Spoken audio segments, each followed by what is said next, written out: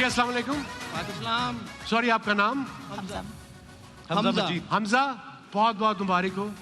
तो पहले से प्लानिंग थी कि बिड में थोड़ा लेट आना है? सॉर्ट ऑफ प्लानिंग थी, लेकिन ऑन द नेक्स्ट टाइम ही डिसाइड हुआ will go full line.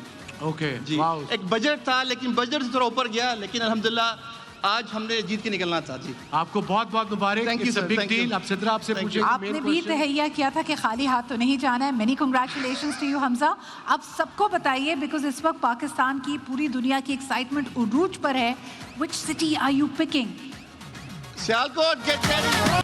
Sialkot. Congratulations Sialkot. Sialkot की तो बड़ी हिस्ट्री है स्पोर्ट्स के साथ।